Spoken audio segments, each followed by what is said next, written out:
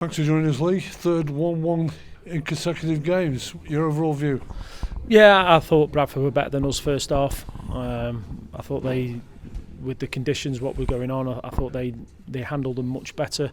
Even though we had the wind for the majority of it, we could have been one down after a minute. And I just think we ever got going. I think there was too much waiting throughout the game. I just said to the players, I think they were waiting and thought we were going to turn up and put their own performances on that we have been doing. But I'm frustrated and annoyed with that today. You got off to a lot better start in the second half, though, and you got the all-important first goal. Yeah, we just had a little change of formation. The goal didn't directly come from that. Obviously, a long throw into the box. Jack's flicked it on. No more's there to tuck it away at the back post. And then you think, right, some professionalism with what type of day it is. It was hard to really get any momentum in the game. And then we let them back in, and I've just watched it back, and there's errors all over the place. There's too many people trying to save the day when we don't need to. There's too many people not sprinting back and just getting into positions where we might have been able to, well, we would have stopped the opportunity for them to score. And then once you do that, the game's then even again. And like I say, if they'd have stuck with the players on the pitch, I thought we'd have been under some pressure because we couldn't ever really get going.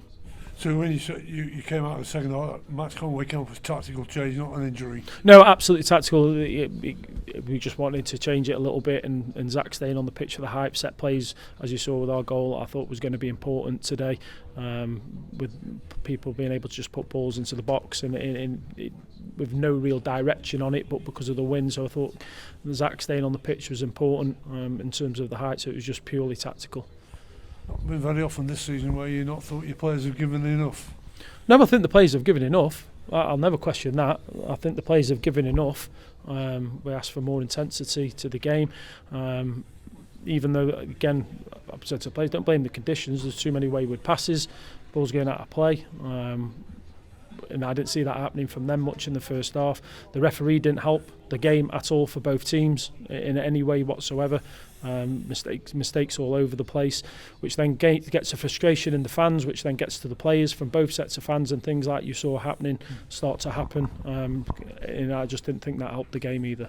One thing it did do, and you've said it before, and you've said it quite a lot in the last couple of weeks, is if you don't win it, don't lose it. Yeah, but you look at it and you go, there's 9 points on offer in the last 3 games. The last 2, you think, you take that, you could take it if you win today. Port Vale, I thought we were good. Carlisle last week, I thought, watching it back, we were okay, and probably should have won the game. But then you can follow that up by winning your home game. Yes, the conditions didn't help us very much. But I've let the players know we've got to be better than that. We have to be much better than that. You got Omar Bogle back out, starting the game as well. He got a goal as well. You said he makes a difference to the team. I suppose you brought him off again for the reasons physically that you were losing Shiloh Tracy possibly for the next game for 5 yellows. Yeah, and Omar, you have to treat each case in an individual basis. Yeah, he does bring something else to the team, but I think the wind took that away from us a little bit.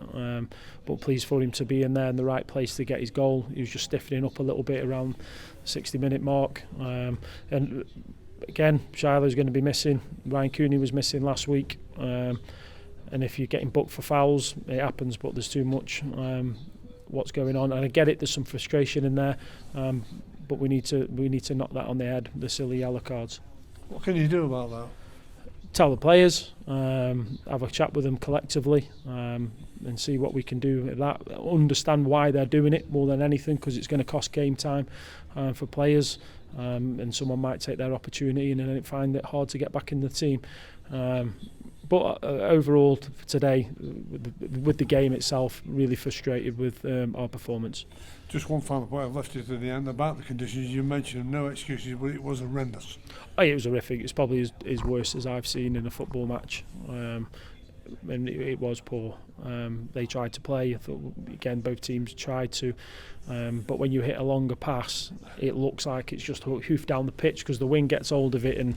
But it wasn't great, but full credit to everyone for getting the game on and the supporters for coming.